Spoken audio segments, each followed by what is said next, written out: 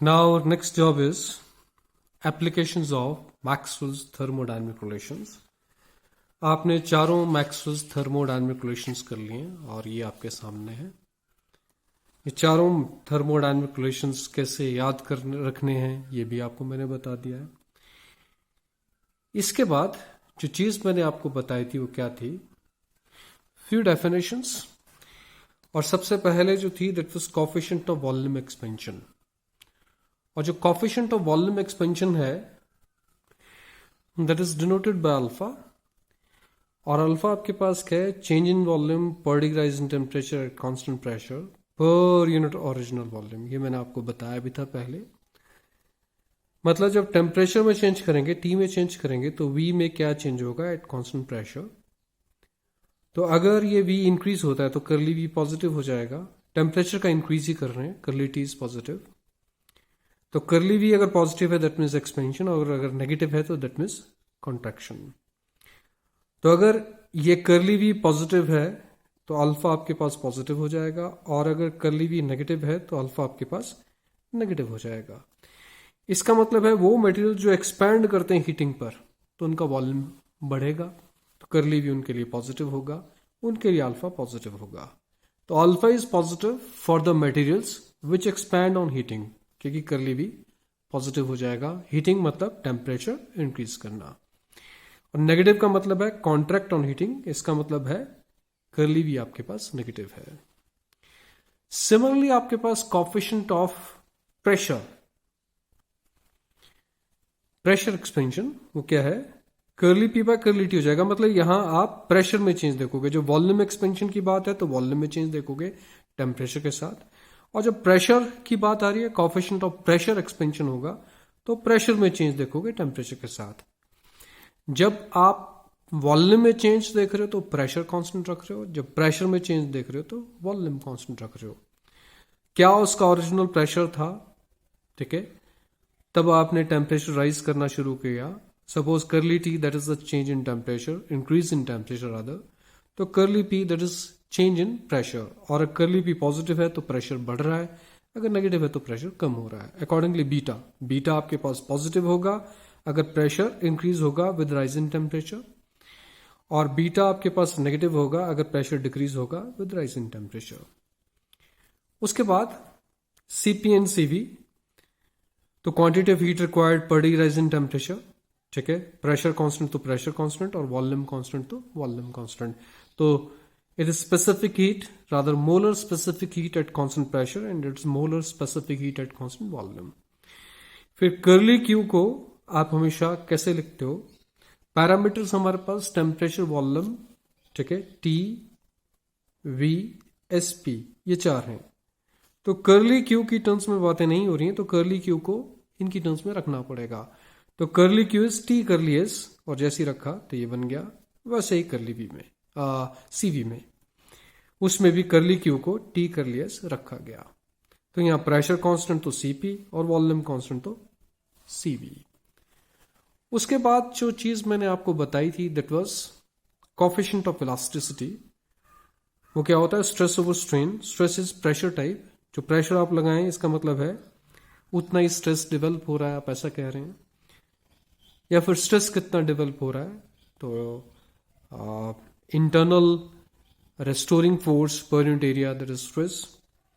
तो curly P आपके पास वो है, और ये आपके पास strain, change in volume over original volume.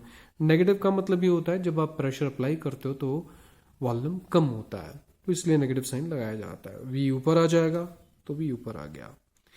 अब अगर आपके पास टेम्परेचर कांस्टेंट है, इट्स कोफिशिएंट ऑफ इलास्टिसिटी, ठीक है। अगर टेम्परेचर कांस्टेंट है तो टी कांस्टेंट कर दो। और अगर एडियाबेटिक प्रोसेस है, एडियाबेटिक प्रोसेस आइसो एंट्रोपिक होते हैं।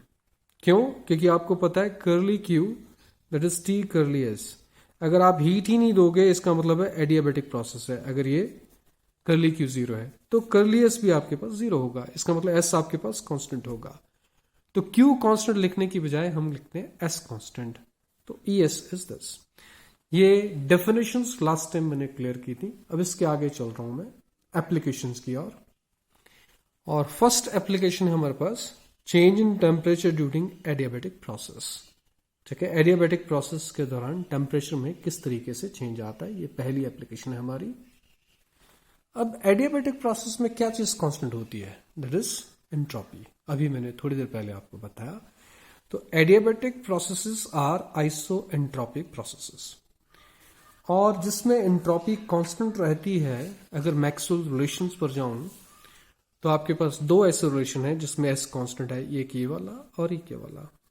Either you go with curly T by curly at constant S, या फिर curly T by curly V at constant S. ठीक है, दोनों में से एक के साथ आप चलेंगे। आपके नोट्स में मैंने दोनों दे रखा है, but I will prefer this. ठीक है, एक तरीके से हम बात करेंगे curly T by curly P at constant S. तो टेम्परेचर में चेंज किस तरीके से आता है, ठीक है, जब एंट्रोपी आपके पास कांस्टेंट है, मतलब एडियाबैटिक प्रोसेस है, इसकी बात हो रही है। अब मैंने आपको बताया आप दोनों मेथड्स कंसिडर कर सकते हैं। यहां दो मेथड्स हैं जिसकी टर्म्स में बातें हो रही हैं। ठीक है, सामने सामने है। तो एक मैक्सवेल रिलेशन और दूसरा मैक्सवेल रिलेशन, दोनों तरीकों से आप कर सकते हैं। तो आई एम कंसिडरिंग दिस। ठीक है, जैसे ये है वैसे एनालिसिस ये है। ये अल्फा की टर्म में फाइनली जंप करेगा और ये बीटा की टर्म में जंप करेगा। तो हम अल्फा की टर्म में सारा एक्सप्लेनेशन मैं आपको दूंगा, और एग्जाम्स में आप चाहे यही एक मेथड लेके जाना। तो curly T by curly P at constant S, that is curly V by curly S at constant P, ये हमारे पास क्या है, this is the Maxwell's relation. अब करते क्या हम, देखा जाए हमें सीपी और सीवी की टर्म्स में अगर आगे आगे बात करनी है, हम क्या करते हैं, टी से मल्टीप्लाई करते हैं, टी से डिवाइड करते हैं। ठीक है, curly V by curly S, curly V by curly S at constant P, at constant P. T से मल्टीप्लाई किया, टी से। So what we are doing, हम क्या कर रहे हैं, हमने क्या किया, टी से मल्टीप्लाई किया और टी से डिवाइड किया। ठीक है, और T curly S that becomes curly Q. तो क्या बन जाएगा, it will be curly V by curly Q at constant P. और ये टी जो है साथ में मल्टीप्लाइड, ये आप बाहर लिख सकते हैं, T and that is equal to, यहां तक पहुंचे। फिर आप क्या करोगे, T curly V and curly Q. ठीक है, मैंने इस तरीके से लिख दिया। इसको मैथमेटिकली बोलते हैं चेन प्रोसेस। चेन हम लगाएंगे टेम्परेचर के with respect to curly T से मल्टीप्लाई, कर्ली टी से डिवाइड। ये मैंने दोनों जो लिखी एंट्रीज मल्टीप्लाई भी किया, डिवाइड भी किया। फायदा मुझे कुछ होगा, वो क्या, अब इसको आगे मैं लिखना चाहूं, कैसे लिख सकूं, T curly V by curly T at constant pressure, और इसको मैं कर्ली टी को नीचे ले आऊंगा, मतलब it will be curly Q by curly T at constant P. जैसी ये चीज आएगी, ये आपके पास सीपी की टर्म में आ जाएगा, और इसके लिए हम बात करेंगे कुछ। तो हमने मैक्सवेल्स रिजल्ट्स अप्लाई करके आगे कुछ कहने की बात की है।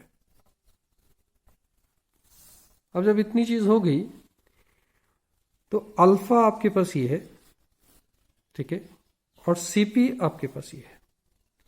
अगर मैं थोड़ा सा कॉन्सेंट्रेट करूं, मुझे curly V by curly T at constant P, curly V by curly T at constant P ये चाहिए, तो ऑटोमेटिकली क्या बन जाएगा, अल्फा वी।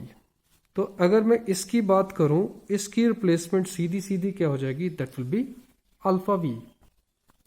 तो ये आपके पास बन जाएगा, it will be alpha V. और जहां तक सवाल इसका, ये सारे का सारा आपके पास क्या है, it's nothing but it's CP. ठीक है, तो ये रिजल्ट फाइनली क्या बन जाएगा, टी अल्फा वी, क्योंकि इसको सारे को रिप्लेसमेंट मिल चुकी है अल्फा वी, टी यहां से, तो it will become T alpha V divided by CP. ठीक है, ये डिवाइडेड बाय ये सारा क्या है, सीपी है। तो ये रिजल्ट आपके दिमाग में बैठ जाना चाहिए किस तरीके से डेवलप हो रहा है। तो वही चीज, ये वेरियस स्टेप्स हैं। ठीक है, यहां तक आए, उसके बाद हमने अल्फा की बात की, अल्फा वी ये इसके बराबर है, यहां रिप्लेसमेंट मिल जाएगी उसको, और ये सीपी की रिप्लेसमेंट। ठीक है, ये भी चीज, और फाइनली आप कहां पहुंच गए, it's curly T by curly P at constant S T alpha V divided by CP. And this is a major equation. But alpha आपके पास क्या है, it may be positive, it may be negative.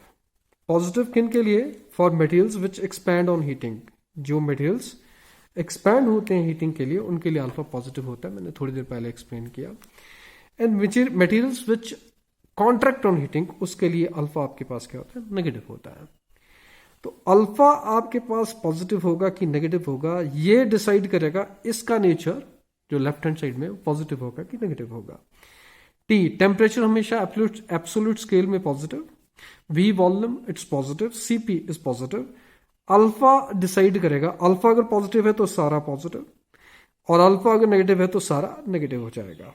मेरा कहने का मतलब सीधा सीधा क्या निकल के आता है कि curly T by curly P at constant S is positive if alpha is positive and it's negative if alpha is negative। और अल्फा पॉजिटिव किन के लिए होता है? The materials which expand on heating. तो जो मटेरियल जो हीटिंग पर एक्सपैंड करते हैं, अगर आप उसके लिए बात करोगे तो curly T by curly P is positive. इसका मतलब सीधा क्या निकल के आता है? Curly T by curly P, ठीक है, एट कांस्टेंट एस तो है ही, इट्स पॉजिटिव। इसका मतलब है अगर आपके पास कर्ली पी पॉजिटिव है तो कर्ली टी भी पॉजिटिव होगा। दोनों पॉजिटिव होंगे तभी आपके पास पॉजिटिव, या दोनों नेगेटिव होंगे। तो अगर प्रेशर इंक्रीज करते हो, कर्ली पी पॉजिटिव होने का मतलब प्रेशर इंक्रीज किया, तो टेम्परेचर इंक्रीज होगा क्योंकि कर्ली टी आपके पास पॉजिटिव है। तो ऐसे मटेरियल्स जिनके लिए अल्फा पॉजिटिव होता है, उनको अगर प्रेशर अप्लाई करोगे तो उनका टेम्परेचर इंक्रीज होगा। अगर अल्फा पॉजिटिव है तो ये पॉजिटिव है, इसका मतलब कर्ली पी पॉजिटिव है, मतलब प्रेशर इंक्रीज किया, तो कर्ली टी भी पॉजिटिव हो जाएगा, मतलब टेम्परेचर भी इंक्रीज करेगा। तो materials for which alpha is positive, if pressure is increased then temperature of those substances that will increase. That means the materials which expand on heating, ठीक है, उस पर अगर आप प्रेशर लगाते हो तो उनका टेम्परेचर बढ़ेगा। Their temperature rises with increase in pressure for the materials which expand on heating. और जो कॉन्ट्रैक्ट होते हैं, ठीक है, उनके लिए अल्फा नेगेटिव हो जाएगा तो ये नेगेटिव हो जाएगा। इसका क्या मतलब निकल के आता है कि अगर आपके पास कर्ली पी क्या है, दैट इज पॉजिटिव, ठीक है, प्रेशर तो आप इंक्रीज ही कर रहे हो, लेकिन टेम्परेचर आपके पास कर्ली टी नेगेटिव हो जाएगा, दैट मीन्स उनका टेम्परेचर फॉल करेगा। क्यों? क्योंकि ये सारा क्या है आपके पास? नेगेटिव है। आपके पास curly T by curly P that is negative. इसका मतलब एक पॉजिटिव है तो दूसरा नेगेटिव है। प्रेशर अगर बढ़ाते हो तो टेम्परेचर कम होगा, प्रेशर कम करते हो तो टेम्परेचर बढ़ेगा। एक को पॉजिटिव होना है, एक को नेगेटिव होना है। तो इस वक्त हम क्या कर रहे हैं? प्रेशर को इंक्रीज कर रहे हैं, तो कर्ली पी आपके पास क्या है? पॉजिटिव। तो टेम्परेचर आपके पास क्या हो जाएगा? कर्ली टी क्या हो जाएगा? Negative. That means temperature will fall. The materials which contract on heating, अगर उनके ऊपर प्रेशर आप अप्लाई करते हो तो उनका टेम्परेचर कम हो जाता है, ठीक है, ये चीज निकल के आती है। तो अगर ये नेगेटिव निकल के आता है तो temperature of the materials which contract on heating, ठीक है, decreases with increase in pressure, ठीक है, टेम्परेचर जो है वो डिक्रीज करता है विद इंक्रीज इन प्रेशर। ये चीज मैंने आपको एक्सप्लेन की। आप इसको एक दूसरे मेथड से भी बीटा की टर्म में करना चाहो तो आप ये वाला प्रोसेस ले सकते हो, लेकिन वन मेथड इज इनफ। आप एक को लेके जाइए। एडियाबेटिक प्रोसेस में टेम्परेचर में चेंज कैसे होता है, इस वक्त प्रेशर के साथ, और इस केस में वॉल्यूम के साथ हो जाएगा, ठीक है। लेकिन आप एक मेथड लेके चलें, अदरवाइज मैंने दूसरा मेथड भी सारा ये बीटा की टर्म में आएगा फिर सारा, ठीक है। ये सारा सिमिलर कॉन्टेक्स्ट में बीटा की टर्म्स में आएगा और इसकी एक्सप्लेनेशन भी सिमिलरली पॉसिबल है। आप एक मेथड लेके चलिएगा एग्जामिनेशन पर्पज से, दूसरा आप देख भी सकते हैं। नेक्स्ट जो हमारा क्वेश्चन है वो क्या है, that is ES by ET that is CP by CV। ES अभी मैंने आपको बताया -V curly P by curly V at constant S. ET मैंने अभी आपको बताया। ये दोनों चीजें मैंने आपको अभी एक्सप्लेन की थी, ठीक है। ये E equals to this and ET is this and ES is this, ठीक है। ET that means isothermal coefficient of elasticity, ES means adiabatic coefficient of elasticity, और इन दोनों की रेशियो आपने CP over CV प्रूव करनी है। तो यही आपका मेथड है। और सीपीसीवी भी आपको पता है कि क्या है। सीपीसीवी क्या है? दे आर, ठीक है, CP is T curly S by curly T at constant P and CV is T curly S by curly T at constant V. V constant तो वी कांस्टेंट, पी कांस्टेंट तो पी कांस्टेंट। ये भी चीज दिमाग में रखिएगा। ये आपके मैंने दोनों चीजें लिख दी। अब क्या करना है, इसको डिवाइड कर दो। आपको चाहिए ई एस बाई ई टी, ठीक है। अगर आपको ई एस बाई ई टी चाहिए तो E S divide by E T क्या हो जाएगा, जब आप डिवाइड करोगे, ठीक है, यहाँ डिवीजन हो जाएगा, ठीक, इक्वल टू यहाँ आ जाएगा माइनस वी से माइनस वी कैंसिल, ठीक है। E S by E T आपके पास ये बन जाएगा। अब हम लगाएंगे चेन रूल। देखिए, curly P by curly V at constant S, curly P by curly V at constant S, यही लिखा मैंने न्यूमरेटर में। डिनोमिनेटर में curly P by curly V at constant T, curly P by curly V at constant T, यही लिखा। अब हम थोड़ा चेन खींचेंगे, चेन प्रोसेस लगाएंगे। डिफरेंशियल्स में होता है, जब आपके पास एंट्रोपी सेम है तो आप कर्ली टी से मल्टीप्लाई कर्ली टी से डिवाइड कर दो, ठीक है। आपने क्या किया, आपने कर्ली टी से मल्टीप्लाई किया, कर्ली टी से डिवाइड किया। नीचे आप कर्ली टी नहीं कर सकते, रीजन बीइंग टेम्परेचर कांस्टेंट है, ठीक है। तो आपको कोई और पैरामीटर लेना पड़ेगा। यहां कर्ली एस और कर्ली एस ही लिए गए, क्योंकि पी वी टी ये तो आ ही चुके हैं, तो आपके पास चौथा एस ही बचा है, दैट इज कर्ली एस यहाँ, कर्ली एस यहाँ। यहां भी आप कह सकते थे पी वी एस, ये तीन आ चुके हैं तो टी ही बचा है, कर्ली टी कर्ली टी। इसके साथ आपने चेन एक्सपेंड की है।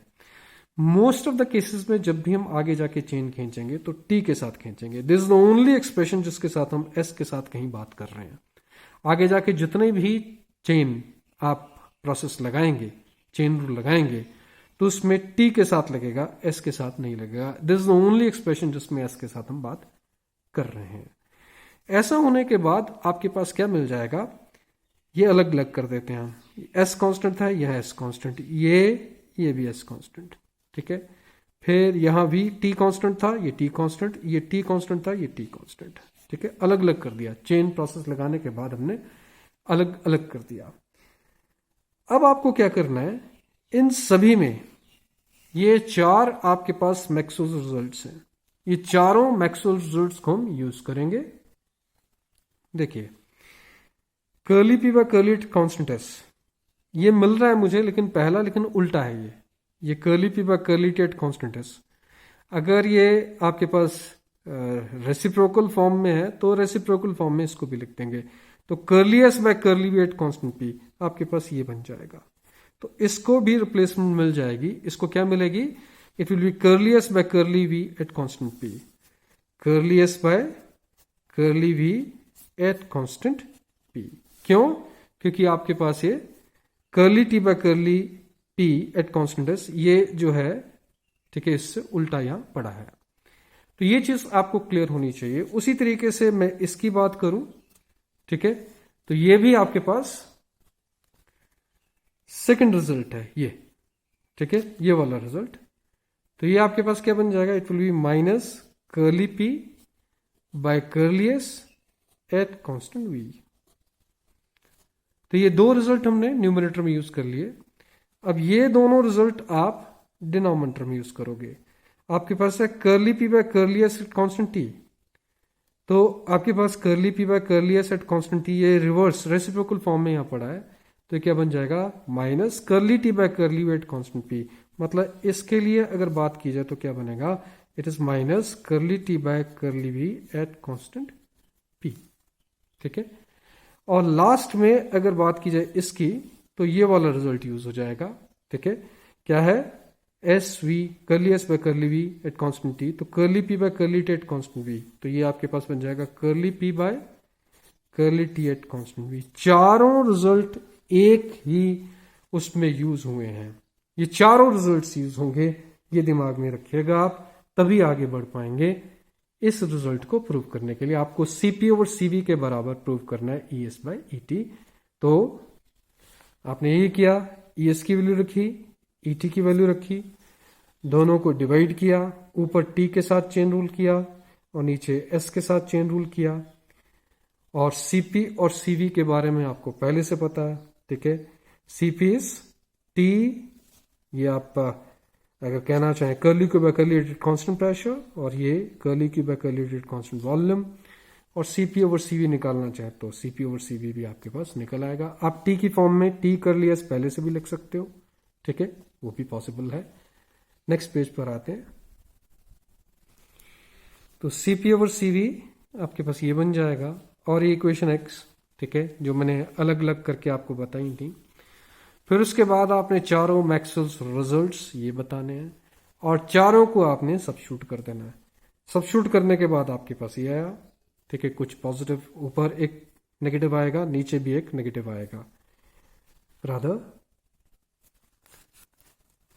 फिर आप जब सबस्टिट्यूट करोगे तो यहां की बजाय मैं ये यहां लिखा है, ठीक है, पहला, दूसरा, तीसरा, चौथा, यहां कुछ शायद गलती है, ठीक है, कोई बात नहीं। जैसे ये बनेगा तो इसमें इन दोनों में देखो, इन दोनों में P सेम है, तो एक्चुअली भाई एक ही हो जाएगा, it will be same 1। Curly V से कर्ली वी कैंसिल हो जाएगा, curly S by curly T at constant P, curly S by curly T at constant P, मतलब ये बनेगा curly S by curly T at constant P।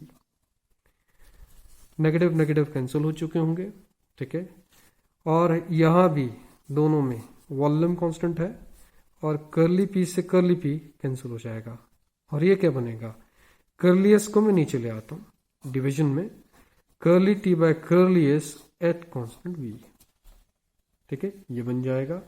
मैंने इसको कैसे लिखा, रादर ये कर्ली एस तो डिवीजन, ये कर्ली एस बनेगा और ये कर्ली T बनेगा, ये तो है ही नीचे आपके पास डिनोमिनेटर में ही है, डिनोमिनेटर में फर्दर डिनोमिनेटर में है, तो वहीं रहेगा। ये S जो न्यूमरेटर में जो डिनोमिनेटर में था वो डिनोमिनेटर में न्यूमरेटर में आ जाएगा, तो ये बनेगा। और अगर इसको और इसको डिवीजन फॉर्म में देखें, it's nothing but it's CP over CV, इसलिए ES by ET that is equal to CP over CV। आप हमेशा इस चीज को बता सकते हैं। ये दो एप्लीकेशन होने की, आगे की एप्लीकेशंस और भी इंपॉर्टेंट है, ध्यान से करिएगा, ढंग से करिएगा। नेक्स्ट लेक्चर में बाकी बताते हैं।